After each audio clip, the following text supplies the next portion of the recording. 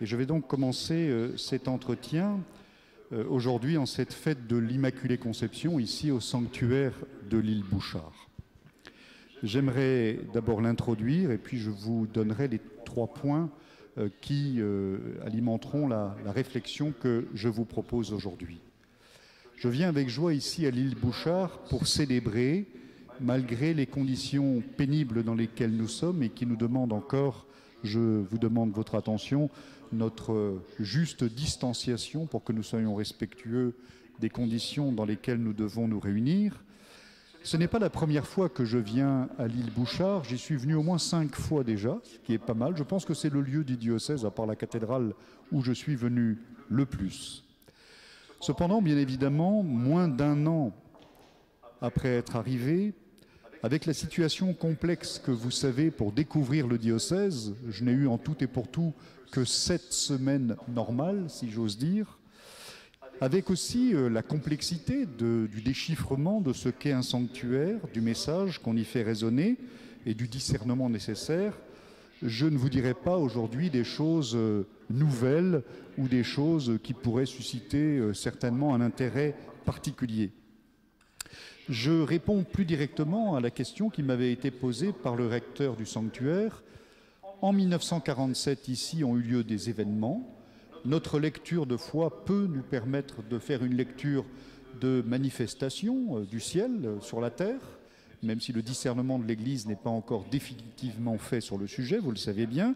Mais en quoi, finalement, cette situation de 1947 rejoint-elle d'une certaine manière notre situation aujourd'hui en 2020? On pourrait dire en sous-titre, en d'autres termes, en 1947, il fallait prier pour la France parce qu'elle était dans une situation extrêmement délicate. N'y aurait-il pas raison aujourd'hui de prier peut-être même plus intensément encore dans la situation dans laquelle nous sommes? J'essaierai d'éclairer, si vous voulez, mon propos à travers 3 points, comme je l'ai dit.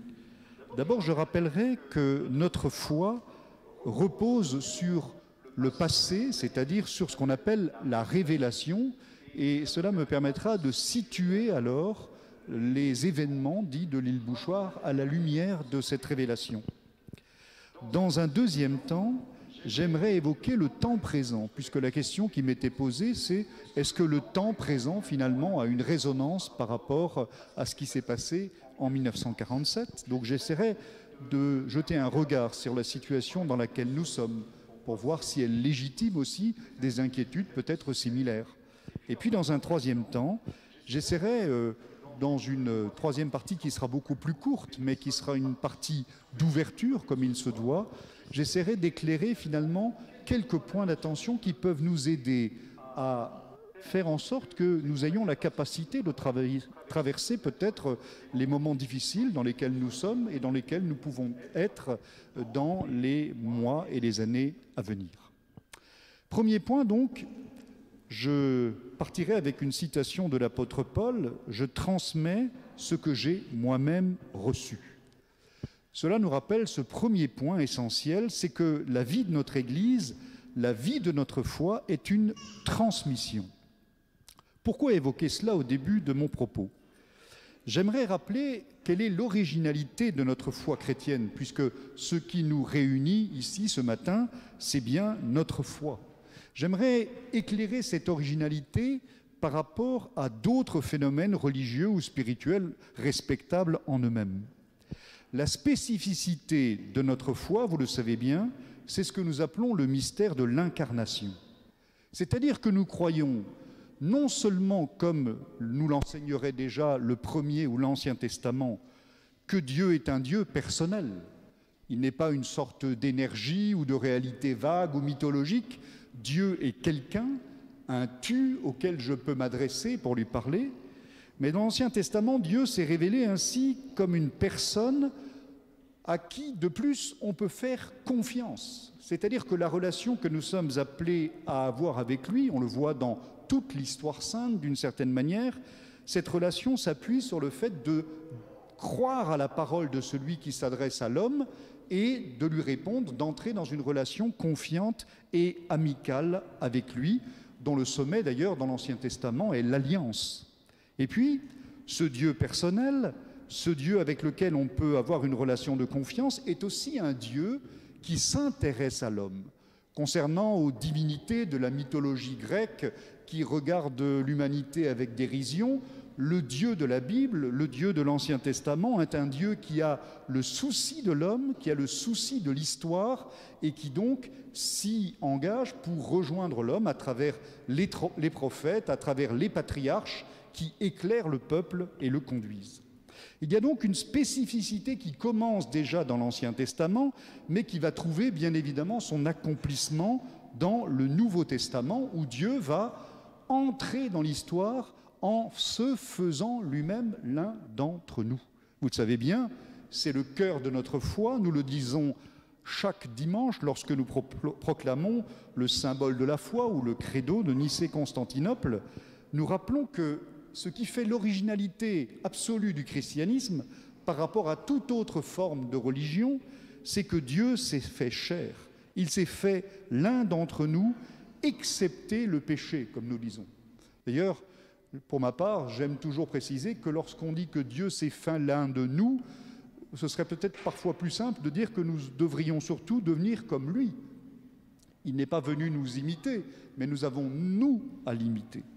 Il y a eu ce que les préfaces des messes de la nuit de Noël appellent un admirable échange où Dieu se fait homme, il entre dans l'histoire pour vivre au milieu de nous et pour nous permettre d'accéder au salut par sa mort et sa résurrection.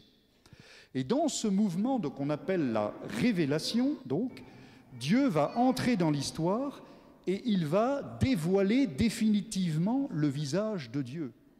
Et non seulement Jésus en s'incarnant va révéler définitivement le visage de Dieu, mais tout en révélant qui est Dieu, il révèle en même temps l'homme à lui-même. Ça veut dire quoi? Ça veut dire que dans la révélation, nous apprenons qui est Dieu, mais nous apprenons aussi plus profondément qui nous sommes, nous, les hommes, nous, l'humanité. Donc la foi chrétienne repose sur cette révélation, c'est-à-dire Dieu qui a levé le voile sur lui-même, qui a levé le voile sur le projet qui est le sien à l'égard de l'humanité. Et le Concile Vatican II, vous le savez peut-être, dans une constitution appelée Dei Verbum, va d'ailleurs éclairer la richesse, les accentuations de ce principe de la révélation. Dieu se révèle, il lève le voile sur lui-même, et cette révélation trouve sa plénitude dans la personne de Jésus de Nazareth, que nous reconnaissons comme le Messie d'Israël, le Christ, donc, mort et ressuscité. Pour nous, c'est lui le sommet, c'est lui le cœur de cette révélation que nous sommes appelés à accueillir, bien évidemment, dans la foi. Cette révélation a eu lieu au cours de l'histoire d'Israël. Elle trouve sa plénitude il y a 2000 ans avec la venue, l'incarnation de Jésus, le Fils de Dieu, le Verbe de Dieu. Et cette révélation va ensuite se transmettre dans l'histoire. C'est ce que j'aime parfois appeler, si vous me permettez cette analogie, la traçabilité de la foi, ce qui permet d'avoir la confiance qui est la nôtre dans le message qui a été transmis à travers le temps. La transmission de la révélation, c'est la transmission donc de la bonne nouvelle, c'est la transmission de l'Évangile, cette transmission qui vient nous apporter jusqu'à aujourd'hui la vérité de la foi, qui est une vérité qui concerne notre salut. Tout ce que nous avons besoin de savoir pour être sauvés est contenu dans ce que nous appelons la révélation. Cette révélation, elle est constituée de deux réalités qui, pour nous, catholiques, sont extrêmement importantes. Je suis de famille protestante, je sais un peu ce qu'est un protestant ayant vécu près de 45 ans en Alsace. Nos frères protestants, et c'est pour ça que nous restons séparés d'ailleurs, ont un regard un peu différent de nous sur ce mystère du rapport entre l'écriture, tradition et la révélation. Vous le savez certainement. Parce que nous, catholiques, nous croyons donc que la révélation, ce voile qui est levé sur le mystère de Dieu et de l'humanité, nous vient par deux canaux. Nous vient d'abord par ce qu'on appelle la tradition. Alors la tradition, je précise tout de suite, ce n'est pas ce qu'on appellerait les petites traditions, c'est-à-dire les coutumes que l'on peut avoir localement dans un diocèse, dans un pays. La tradition, avec un grand T, si vous me permettez l'expression, Henri de Lubac dira « La tradition, c'est la vie de l'Église ». La tradition, c'est donc l'Église qui, depuis les apôtres et leurs successeurs, les évêques, transmet le mystère de la foi, transmet les vérités de foi, tout à la fois par l'enseignement, la doctrine, mais aussi par le culte, la prière, et aussi par la vie de l'Église, c'est-à-dire par la manière très concrète de vivre la charité, de vivre la solidarité. Donc, la transmission de la révélation se fait d'abord par ce qu'on appelle la tradition. Et heureusement, ai-je envie de dire, parce que le deuxième aspect, bien sûr, qui va permettre la transmission de la révélation, c'est ce qu'on appelle l'écriture. Mais je vous rappelle, je crois que c'est toujours important de le rappeler, que les premières communautés chrétiennes ont vécu sans évangile écrit. Pendant pratiquement 60-70 ans, il n'y avait pas les textes que nous lisons le dimanche. C'est tout un processus qui l'a permis, et c'est justement la tradition qui va porter la révélation tant que l'écriture n'est pas fixée. Cette écriture qui sera fixée progressivement, cette écriture, c'est-à-dire les évangiles, en particulier les 4 que nous connaissons, avec les épîtres de Pierre, de Paul, bien évidemment, Jude, Jacques, ces écrits qui composent alors ce qu'on appelle, nous, le Nouveau Testament, et qui devient parole de Dieu lorsque cette écriture est lue sous l'action de l'Esprit Saint et en communion avec l'Église. Donc comprenons bien que ce que nous croyons et ce pourquoi nous croyons vient par ce courant qu'on appelle la révélation, cette révélation qui annonce la bonne nouvelle qui nous parvient par la tradition et par l'Écriture sainte, dont le Concile Vatican II nous dit que tradition et Écriture sainte sont reliées et communiquent entre elles parce qu'elles ont une unique source divine et parce qu'elles ont la même fin. L'Écriture et la tradition visent à nous apporter la lumière de la vérité pour notre salut. Et puis, eh bien, cette révélation, cette transmission qui se fait, je vous l'ai dit, cette transmission de la bonne nouvelle qui se fait par la tradition et par l'Écriture, eh bien, elle est authentifiée, elle est interprétée tout simplement par l'Église, et en particulier par ceux qui, dans l'Église, ont le charisme de l'interprétation et de l'authentification, c'est-à-dire les successeurs des évêques, pardonnez-moi de parler pour moi, puisqu'il s'agit des successeurs des apôtres, que sont les évêques, et qui ont cette charge particulière d'authentifier le dépôt et de garder le dépôt de la révélation. Il faut quand même se rappeler que ce sont des synodes puis des conciles d'évêques qui vont décider à un moment donné d'authentifier ce qui sera reconnu comme parole de Dieu inspirée et ce qui ne l'est pas. C'est l'autorité épiscopale, la succession apostolique, qui va déterminer le contenu de ce que nous appelons l'Écriture. Cette révélation, donc, ce dépôt, notre Église considère qu'il est clos à la mort du dernier apôtre. L'éclairage qui a été donné par la parole de Dieu, par les paroles que Jésus a prononcées, qui ont été consignées dans les écrits évangéliques, eh bien, notre Église considère qu'une fois que le dernier apôtre est mort, la révélation, d'une certaine manière, est close.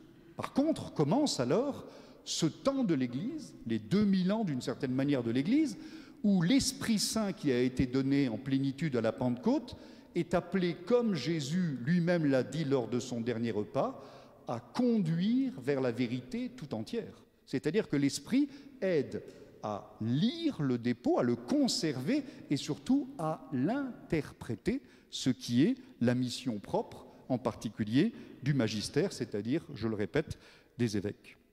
Saint Jean de la Croix, d'ailleurs, dans la montée du Carmel, est assez ferme sur ce sujet, à une époque où il y avait beaucoup d'illuminés, ce qu'on appelait les alumbrados à son époque, et il rappelle de manière très très ferme dans la montée du Carmel, Dieu n'a dit qu'une seule parole, son Verbe, et il le dit dans un silence éternel, et il nous rappelle donc que la parole de vérité nous vient par le Christ, nous vient aujourd'hui par les évangiles dans la communauté ecclésiale.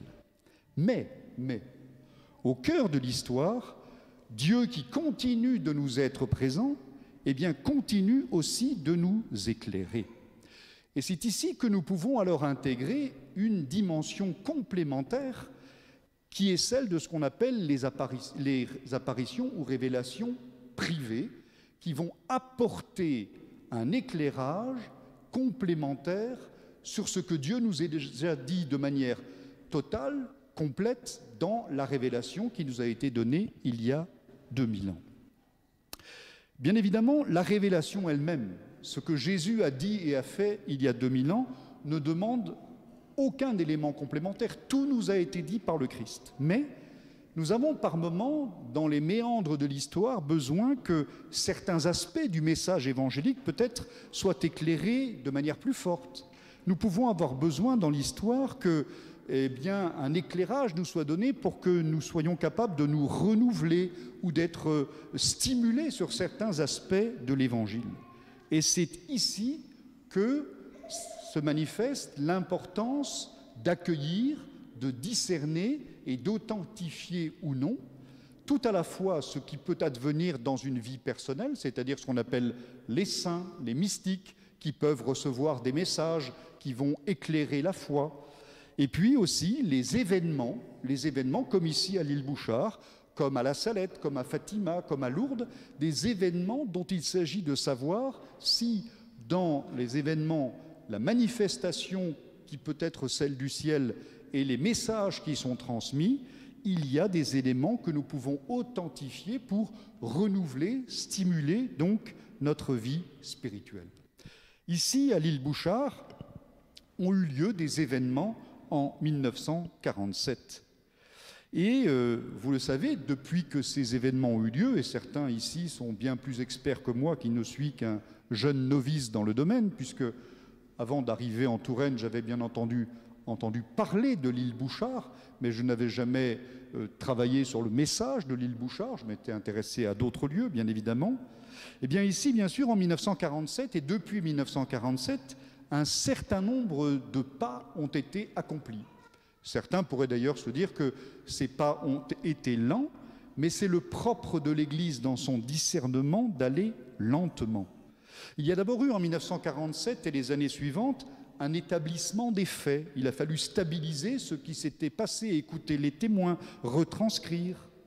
Et puis il y a eu, dès les années 1960-66, par un de mes prédécesseurs, une première statue qui a été établie, le vocable de Notre-Dame de la Prière qui a été reconnu. Et puis il y a eu mise en place de la grotte qui est ici présente, de nouvelles statues qui avaient été sculptées, qui ont été mises pour la dévotion, pour la prière. Et puis l'événement bien sûr le plus important est le 8 décembre 2001, il y a 19 ans, par Monseigneur André 23, l'autorisation des pèlerinages et du culte public pour prier donc et invoquer Notre-Dame de la Prière. C'est le point où nous en sommes. Dans le grand flux de la révélation qui nous vient de la personne du Christ il y a 2000 ans, il y a aussi ces éclairages que peuvent apporter les saints, les mystiques, les lieux de manifestation et qui viennent nous renouveler dans notre manière de vivre la foi. Cela veut dire qu'aujourd'hui, nous sommes le 8 décembre 2020, le point où nous en sommes est celui que Monseigneur André 23 avait posé. Et il nous invite ainsi, et j'en termine pour ma première partie ici, cela nous demande donc de poursuivre le discernement qui a été commencé par l'Église et en particulier par mes prédécesseurs. Pour ce discernement, vous savez, discernement, ça vient du grec diakrisis, c'est-à-dire porter un jugement sur une réalité complexe. Voilà. Si les choses ne sont pas complexes, si elles coulent comme de l'eau de roche, il n'y a pas besoin de discerner. Il y a besoin de discernement quand les choses sont complexes et que l'enjeu est important. Et donc le discernement demande des critères de discernement. Un des critères qui est posé de manière générale lorsqu'il y a des révélations privées, des apparitions, c'est un critère qu'a développé le père Benoît-Dominique de la Soujolle en parlant du critère de Gamaliel. Vous savez, ce passage des Actes des Apôtres où on fait référence à Gamaliel, ce sage, ce pharisien, au pied duquel d'ailleurs avait été élevé un certain rabbi Saül, Saint Paul. Eh bien, le principe de Gamaliel, c'est de dire qu'il faut attendre, laisser le temps au temps pour voir la fécondité et les fruits que va porter une manifestation, un événement spirituel, ou une personne d'ailleurs, dans sa vie spirituelle. Pour ma part, j'ajouterai un second critère que j'ai trouvé dans les propos de mon prédécesseur, André 23, et qui m'a beaucoup frappé dès que j'ai lu le propos qui venait conclure un colloque qui avait lieu ici même, il y a quelques années. Il disait, je le cite, « Ce qui importe, c'est de faire grandir peu à peu une prise de conscience de ce qui se passe à l'île Bouchard, qui ne doit pas être simplement un phénomène de réseau de groupes de pèlerins qui toucherait relativement peu le diocèse. » Ce critère, c'est pour moi le deuxième critère important, ce que j'appellerais le critère non pas de Gamaliel, mais d'André, 23, c'est-à-dire de porter notre regard et de nous interroger sur le fait de savoir ce qui se passe à l'île Bouchard. Est-il simplement un phénomène de réseau de pèlerins, ce qui ne serait pas impossible, légitime d'ailleurs en soi et d'ailleurs aussi intéressant, mais qui est aussi quelque chose qui concerne le diocèse. En d'autres termes, avons-nous affaire à quelque chose des personnes qui sont dans le diocèse pour faire vivre une réalité, ou avons-nous quelque chose dans le diocèse qui est l'affaire de tous? Et c'est ce critère-là, de la communion ecclésiale, qui pour moi est un critère fondamental qui nous est donné et qui nous aidera à l'avenir. Voilà, je poursuis mon propos. Nous avons dans un premier temps essayé d'éclairer, j'ai essayé d'éclairer le passé, c'est-à-dire nous adhérons comme chrétiens à la foi qui nous vient par la révélation. Cette révélation a sa plénitude en Jésus-Christ, elle est close par la mort du dernier apôtre, mais Dieu peut continuer bien évidemment à nous éclairer à travers des réalités qu'on appelle les révélations privées, qui ont un statut particulier dans l'Église et qui demandent un discernement fondamental. Et je vous ai, sur ce point, donné deux critères qui me semblent importants et qui vont nous aider dans les années à venir à comprendre ce qui s'est passé ici et à nous donner clairement, je dirais, les perspectives dont nous avons besoin pour continuer à faire vivre ce lieu. Ce lieu qui est un lieu qui a commencé à vivre de ces événements en l'année 1947, qui est une année particulière. Et donc mon deuxième temps sera 1947 finalement et aujourd'hui. 1947, moment de crise, 2020, moment de crise. Comment lire aujourd'hui et comment comprendre aujourd'hui une situation de crise où nous avons peut-être besoin, comme en 1947, de prier pour la France. En 1947, vous le savez, beaucoup d'études ont été faites, et en particulier sur le message de l'île Bouchard, pour montrer quelle était la situation d'extrême tension dans laquelle se trouvait notre pays. C'est ce qu'on appelle l'année troublée, 1947. Nous sommes juste après la guerre, le pays est à genoux, nous sommes dans un temps où se commence lentement la reconstruction du pays, mais avec des manques de moyens terribles. Il y a de la pauvreté, il y a même véritablement de la misère. Et sur cette misère, cette pauvreté, eh bien, s'ajoute une déstabilisation politique, en particulier, vous le savez bien, conduite par le Parti communiste de l'époque, des grèves, des sabotages, une déstabilisation du pays, sachant que se trouve derrière, bien évidemment, l'ensemble du bloc soviétique et en particulier l'URSS, c'est-à-dire des moyens très puissants du point de vue matériel, mais aussi du moyen humain, des moyens conceptuels, des moyens d'influence très fortes. Et on le sait, au début décembre 1947, véritablement, le pays peut basculer dans l'insurrection, le pays peut basculer, comme ça a été le cas dans certains pays de l'Est, du bloc soviétique, des pays ont basculé totalement dans une mise sous tutelle communiste telle qu'on l'a vécu. Il y a donc un risque de basculement et de prise de pouvoir par les communistes. Cela n'est pas de l'histoire, je dirais, de la para-histoire. Les événements donc qui auront lieu du 8 au 14 décembre 1947 peuvent être et sont lus, pour un certain nombre d'observateurs, en lien avec ces événements qui ont eu lieu en France, cette déstabilisation du pays. Parce qu'en effet, les manifestations, les événements ici à l'île Bouchard commencent le 8 décembre, vous le savez, auront lieu jusqu'au 14 décembre, et vont en particulier porter un message qui concerne notre pays et la prière pour notre pays.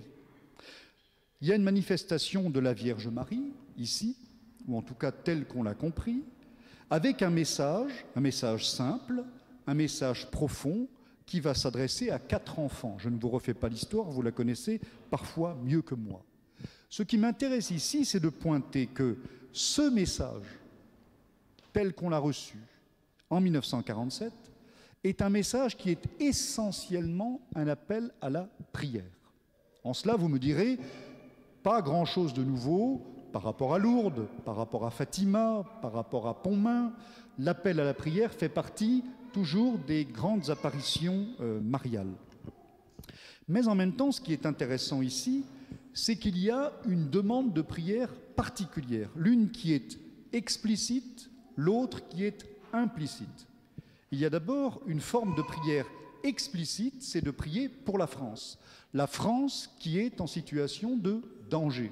Et alors, bien évidemment, on peut faire le lien avec ces événements de déstabilisation du pays de 1947, ce risque, ce danger de basculement dans une situation où le Parti communiste aurait pris le pouvoir. Et puis, il y a une deuxième demande de prière, qui est une demande de prière implicite, qui est la prière pour les familles. La Vierge Marie, si c'est elle qui a parlé, n'a pas dit directement « je vous demande de prier pour les familles ». Elle a dit, vous le savez bien, tel qu'on peut le reprendre, « je donnerai du bonheur dans les familles ». C'est-à-dire qu'on peut faire le lien à ce moment-là entre cette demande manifeste de prière de la Vierge pour le pays, cette demande de prière manifeste pour de nombreux besoins, puisqu'elle revient sans arrêt sur ce sujet de la prière, et puis ce bonheur promis aux familles que l'on peut lier, bien sûr, à l'intention profonde de la Vierge, qui est d'inviter les enfants, et au-delà des enfants, à prier et à accroître la prière, à entrer dans une densité de la prière. Le contexte de 1947, le voilà. Le propos qui a été retenu est celui de la prière, prière pour la France, prière pour les familles, je l'ai dit. Comment peut-on faire aujourd'hui le lien avec notre situation? Sommes-nous dans une situation similaire qui légitime aussi de prier pour notre pays? Alors, de toute manière, il est bon de prier pour notre pays, mais y aurait-il une raison plus particulière de prier aujourd'hui? Quelle est la situation dans laquelle nous nous trouvons aujourd'hui? Le 5 janvier dernier, j'étais installé à la cathédrale de Tours et dans un propos à la fin de mon installation, je m'adressais de manière un peu générale à tous ceux qui étaient présents, qui partageaient notre foi ou qui ne la partageaient pas. Et je citais un philosophe qui nous disait que nous vivons en France une situation paradoxale. Une situation paradoxale, il parlait de réchauffement et de refroidissement. C'est-à-dire, il disait, nous sommes dans un réchauffement climatique qui va nous demander une conversion écologique, comme dirait le pape François, extrêmement forte. Et en même temps, nous sommes dans un refroidissement des relations entre les gens, un refroidissement des relations dans le pays qui nous fait craindre des violences, qui nous fait craindre de la violence entre différents acteurs de la vie sociale. Aujourd'hui, je dirais, avec la pandémie qui nous frappe depuis plusieurs mois, je dirais que ces accents se sont encore accrus. Il suffisait de voir les actualités de ce week-end pour se persuader que la France n'est pas tout à fait tranquille en ce moment. En fait, il y a pourtant une différence importante. En 1947, la pauvreté et la misère étaient telles que les besoins les plus urgents de la vie, manger, se soigner, étaient difficiles, quasiment impossibles. Mais le pays était un pays qui était encore fortement structuré, Le pays était un pays qui était fortement organisé autour des différentes institutions qui le constituaient. On peut penser à l'école, on peut penser à la vie ecclésiale, on peut penser à la vie politique, à la vie syndicale. Aujourd'hui, nous sommes dans un rapport presque inversé.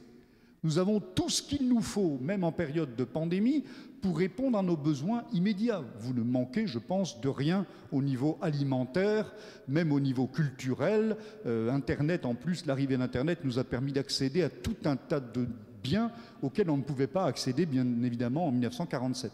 Mais, par contre, le pays dans ses soubassements, le pays dans ses fondements est beaucoup plus fragile qu'il n'était en 1947.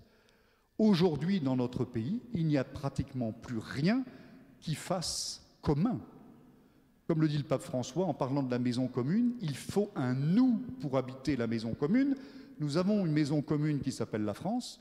On chercherait aujourd'hui vainement où se trouve le nous, ce qui fait l'unité du pays, qui était uni en 1947 autour d'un certain nombre de réalités et surtout qui avait l'unité autour de la volonté de sortir de la crise dans laquelle il se trouvait. Pourquoi avons-nous cette fragilité aujourd'hui?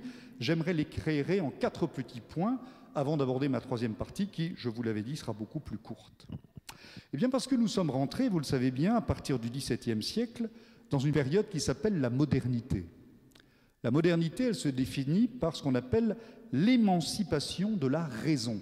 C'est-à-dire, la raison devient le cœur de la vie de l'homme, qui n'a besoin d'aucun autre élément explicatif pour comprendre sa vie, pour la traverser et pour résoudre ses problèmes. Dieu est latéralisé, si vous voulez.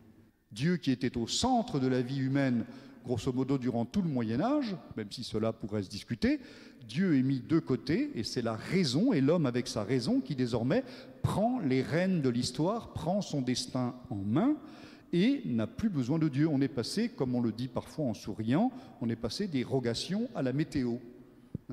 On est passé d'un monde à contempler, on va passer à un monde à consommer. Pourquoi? Parce que la rationalité, bien évidemment, qui exclut d'ailleurs peu à peu tout ce qui n'est pas purement rationnel et quantifiable, va permettre un développement, c'est vrai, accéléré des sciences, mais aussi des techniques, jusqu'à conduire, je dirais, à ce qu'on appelle aujourd'hui l'idéologie, voire le mythe du progrès. C'est-à-dire de penser que la puissance de la rationalité, la puissance du développement scientifique ne peut connaître aucune limite. On est entré dans ce que certains philosophes, je pense à Alain Finkielkraut par exemple, appellent régulièrement l'hubris, l'ébriété de la science et de la technique qui ne veut plus accepter aucune limite. Et donc le progrès devient progressivement, c'est le cas de le dire, devient peu à peu, je dirais, le moteur même de la société, ce progrès qui en lui-même pourtant est ambigu. C'est le pape Benoît XVI qui dira « Le progrès finalement n'est qu'une flèche lancée dans le vide ». Et oui, pour ceux qui ne croient pas en Dieu et pour lesquels il n'y a pas de sens, le progrès ne peut être qu'une flèche lancée dans le vide. Et j'aimerais terminer la métaphore en disant « Cette flèche pourrait bien devenir un boomerang ». Et c'est ce qui nous arrive, on le voit bien, avec la crise du réchauffement climatique. C'est-à-dire ce développement irréfléchi, qui se croyait réfléchi, a généré des éléments qui sont en train de mettre en péril fondamentalement, non pas la planète, quand j'entends il faut sauver la planète, non, excusez-moi, elle se sauvera elle toute seule, elle n'a absolument pas besoin de nous. Ce qu'il faut sauver, d'une certaine manière, c'est l'humanité et notre civilisation, ce qui est encore autre chose. Donc nous sommes dans ce premier point que je voulais aborder sur cette analyse actuelle et cette fragilisation actuelle, nous sommes dans ce mouvement d'un progrès illimité qui est en train de produire le poison qui détruit cette civilisation avec la prétention de vouloir dépasser toute limite et d'avoir tout progrès. Et puis, deuxième chose, à partir de ce progrès technique et scientifique, s'est greffé alors un modèle de société qui naît lui aussi à peu près au XVIIe, XVIIIe siècle. Rappelez-vous, c'est la période des guerres de religion, ou en tout cas appelée comme telle. Les penseurs, les philosophes, qui s'appuient sur la raison justement, sur la rationalité, nous disent vous voyez bien, quand on essaie de savoir ce qui est vrai et de l'imposer par le religieux, ou de montrer qu'il y a une manière d'avoir une vie bonne et une vie sauvée, vous voyez bien que ça ne marche pas, les gens s'entre-déchirent. Et oui, catholiques et protestants venaient de le faire.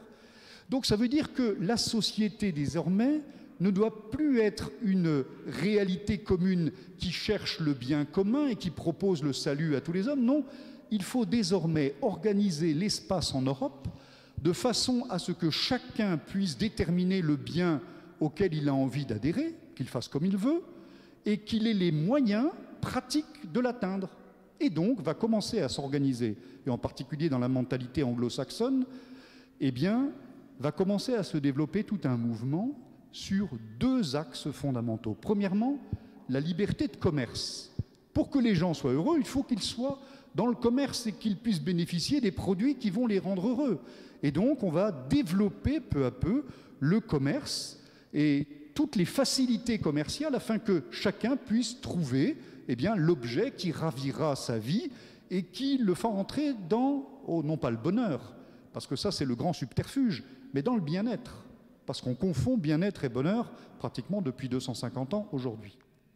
Deuxième chose que on va proposer, puisqu'il n'y a plus de société, mais uniquement des individus qui ont le droit, dans un espace libre, de chercher leur bien-être et l'accomplissement d'eux-mêmes dans les biens qu'ils vont consommer, eh bien, qu'est-ce qu'il faut encore organiser? C'est le droit qui va éviter aux gens de se battre entre eux. Et vous aboutissez 250 ou 300 ans après à l'Europe que nous avons en partie, c'est-à-dire le système libéral-libertaire, qui est un vaste espace dans lequel chacun doit trouver son bonheur comme il le veut, en respectant la loi et en consommant ce qui va le rendre, paraît-il, heureux. Donc, confusion du bien-être et du bonheur, et oubli total de la dimension spirituelle, vous l'avez encore vu dans des événements récents. Le monde doit être un grand marché, avec des droits pour tous, et particulièrement des droits d'ailleurs pour ceux qui tapent le plus fort par terre pour en avoir. Pas besoin de vous faire un descriptif sur un certain nombre de phénomènes récents. Troisièmement, ce phénomène donc qui part de la rationalité, qui construit un nouveau modèle de société, eh bien, doit bien évidemment n'avoir aucune limite, il doit donc être un élément mondial. Et vous comprenez pourquoi? Eh bien, nous avons la mondialisation. On a d'ailleurs vu l'extraordinaire avantage d'avoir un monde mondialisé. Quand on cherche des masques en France au mois de mars dernier, on se rappelle qu'il y a un seul endroit dans le monde où on les fabrique, qui s'appelle la Chine, et on ne peut pas en avoir. On se rappelle qu'il faudrait fabriquer du paracétamol, mais qu'en France, on n'en fabrique plus parce que toutes les usines sont ailleurs. On a fabriqué ce monde-là pour une circulation des biens, des services, de l'argent. Nul ne peut servir deux maîtres. Et donc, tout ce développement dans le progrès et dans l'espace, eh bien, permet une unification et un modèle absolument unique. Et un modèle dans lequel le moteur est le progrès, avec une accélération constante. Vous avez un penseur allemand, Hartmut Rosa, qui a écrit sur l'accélération dans laquelle nous sommes aujourd'hui, et que le drame d'ailleurs de la société dans laquelle nous sommes, c'est une accélération dans laquelle plus personne n'arrive à réfléchir et qui est encore accrue par les phénomènes évidemment de type médiatique. Donc nous sommes dans ce moment d'un monde mondialisé dans lequel se trouve l'accélération continue, l'accumulation continue, avec des phénomènes que l'on commence à voir depuis environ une quinzaine d'années, des phénomènes de déshumanisation, des phénomènes d'effondrement des cultures, d'effondrement des identités, avec un homme de plus en plus en Occident épuisé, en souffrance, et que le grand divertissement organisé à l'échelle planétaire, Netflix et Big Mac pour tout le monde, ne suffit plus à consoler et à apaiser. Et d'ailleurs, on en a vu un phénomène, vous le savez bien, il y a 2-3 ans chez nous en France, qu'on a appelé le phénomène des gilets jaunes, parce qu'on aboutit, comme l'a montré, je ne vais pas vous faire la démonstration, des auteurs comme Christophe Guilluy ou Jérôme Fourquet, à l'archipélisation, à la fracturation du pays devant cette nouvelle idéologie qui est en train de tout emmener. Ceux qui s'en sortent bien dans ce mouvement de mondialisation, eh bien, ont les moyens de ne pas souffrir. D'autres profitent de l'assistanat organisé. Et puis au milieu, vous avez toute une classe sociale qu'on appelle la classe moyenne, qui est en plein déclassement, comme on l'appelle, en plein effondrement, qui est dans une souffrance terrible, parce que sa plus grande souffrance n'est pas une souffrance d'abord matérielle, c'est une souffrance morale, avec le sentiment d'avoir été trompé par tout le monde. Et c'est ça qui aujourd'hui produit en France en particulier un énorme ressentiment qui est l'accumulation, je dirais, à la cave du pays France, de la poudre qui pourrait, à un moment donné, faire sauter le système. Ça va ? Dernier point alors, je ne fais que citer des auteurs que vous pouvez aller lire. Vous verrez, ils ne disent pas grand-chose de différent de ce que je suis en train de dire. J'ai encore regardé les nouvelles hier, je crois que c'est dans le Figaro, il y avait un titre, l'effondrement de la France, l'effondrement du pays. Enfin, voilà, donc c'est des choses qui se disent. Plus personne ne cache ces problèmes parce que nous sommes effectivement devant un effondrement et une société qui n'a plus rien, plus aucun point d'appui à nous offrir, contrairement à 1947. Nous sommes dans ce qu'appellent les sociologues, en particulier Zygmunt Bauman, devant une société dite liquide, où les institutions sont complètement dévalorisées, où il n'y a plus de vérité. Nous sommes dans la période de la post-vérité, des fake news. Plus rien ne tient, ni les institutions, ni le vrai.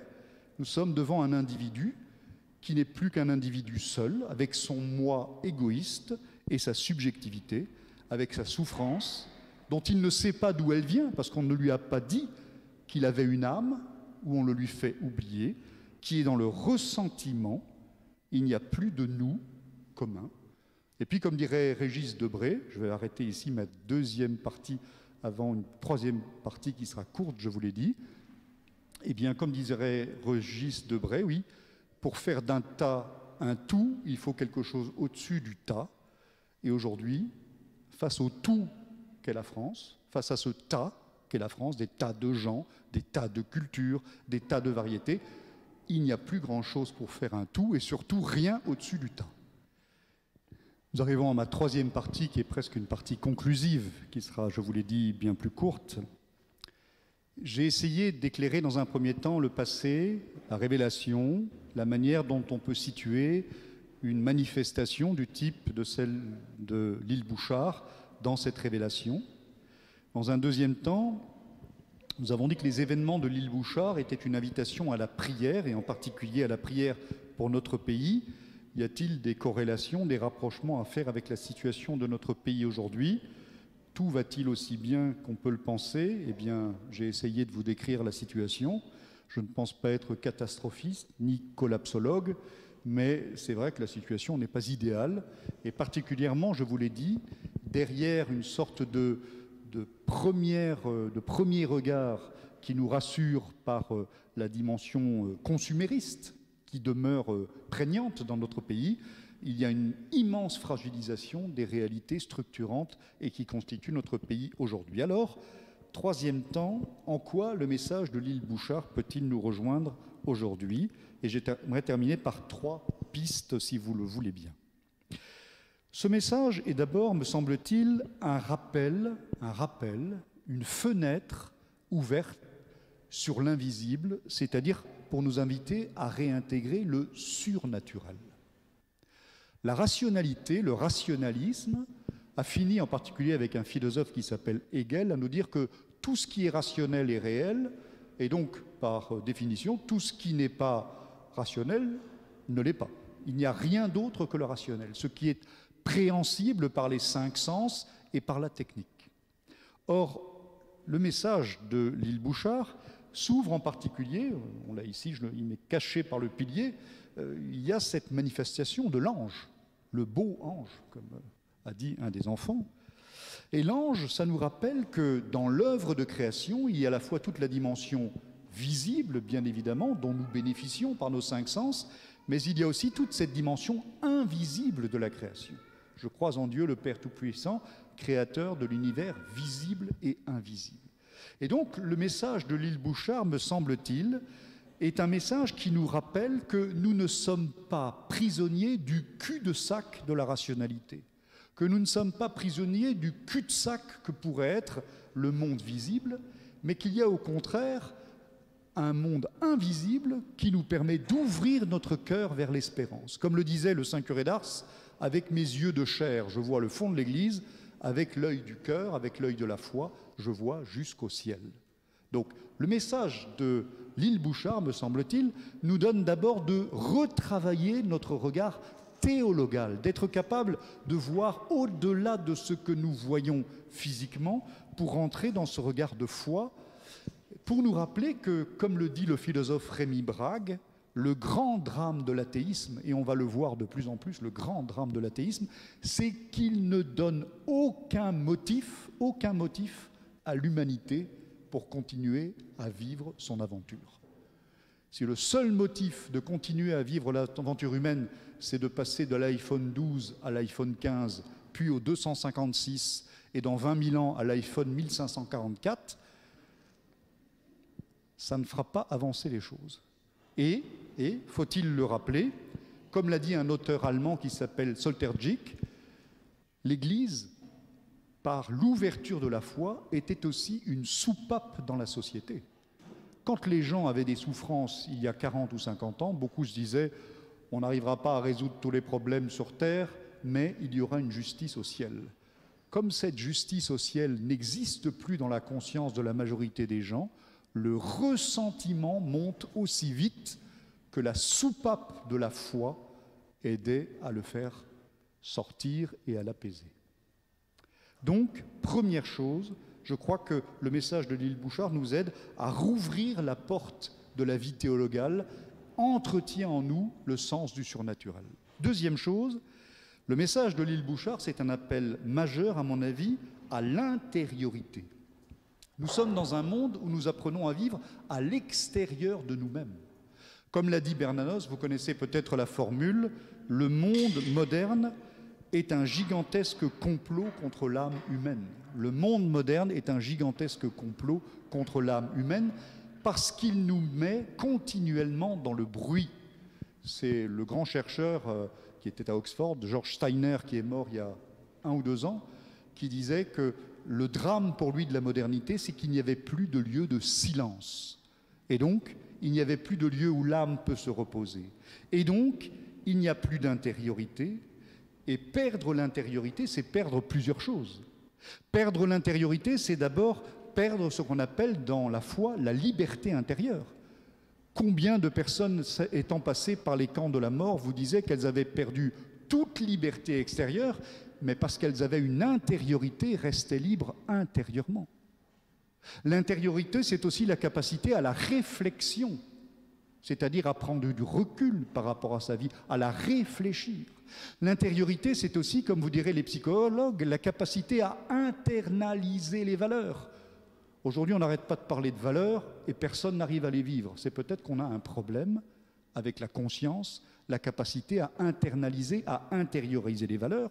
Et puis, l'intériorité, c'est aussi ce lieu du cœur, ce lieu des profondeurs où nous rencontrons Dieu, où nous entendons la voix de notre conscience, aujourd'hui confondue même par 90% des catholiques avec la conscience psychologique, qui n'a rien à voir avec la conscience morale, ou en tout cas qui n'est pas la même chose. Et c'est cette intériorité qui nous permet de goûter Dieu, d'expérimenter Dieu. Je lisais dans l'office des lectures il y a 2 ou 3 jours un texte de Saint Bernard qui nous disait « Bien des fois le Verbe de Dieu m'a visité » dans son expérience spirituelle. Bien des fois, le Verbe m'a visité intérieurement. Comment est-il entré, comment est-il sorti, je ne le sais pas. Mais comment goûter le passage de Dieu dans sa vie quand on ne connaît plus le chemin d'une part immense de soi-même qui est l'intériorité. Le surnaturel, l'intériorité, enfin, troisième chose, l'île Bouchard nous rappelle le sens de l'histoire et du fait que l'histoire n'est pas une réalité neutre. L'histoire a un sens. L'histoire a un début, l'histoire aura une fin. Dieu entre dans l'histoire, il entre dans nos histoires pour que nous entrions, comme disait André Frossard, dans la sienne. Et pour cela, nous avons besoin de réentendre que notre pays, la France, est un pays pour lequel il faut prier, parce que la France a peut-être un rôle particulier à jouer. Aujourd'hui, évidemment, réfléchir politiquement se fait dans les grandes instances internationales, mais il y a peut-être une autre manière de réfléchir le rôle des pays, c'est à la lumière de leur vocation spirituelle. Sainte Jeanne d'Arc, si son histoire est vraie, ce que l'Église a reconnu, nous dit quelque chose de la place de la France. Elle nous dit que Dieu ne voulait pas que les Anglais soient en France. Il y a donc une histoire des peuples, il y a une vocation des peuples. Quand je travaillais la spiritualité, ce que j'ai fait pendant mes années d'études à l'Université grégorienne à Rome, je voyais bien que l'histoire de la spiritualité se manifestait de manière différente selon les pays. Il y a eu le siècle d'or espagnol et il y a le grand siècle français, avec la floraison des saints. Et est-ce que la vocation de la France n'est pas en particulier de rappeler à toute l'Église la vocation de tout baptiser à la sainteté? Et je crois que ceci nous est rappelé ici, à l'île Bouchard. Le surnaturel, l'intériorité, une histoire avec Dieu qui s'accomplit dans la sainteté. Je vous invite à porter ces 3 questions peut-être dans votre vie personnelle, dès maintenant, puisque nous allons aller nous changer pour démarrer la liturgie dans un instant. Je salue encore les auditeurs de RCF, ceux qui nous regardent par Facebook, et je vous dis dans un moment.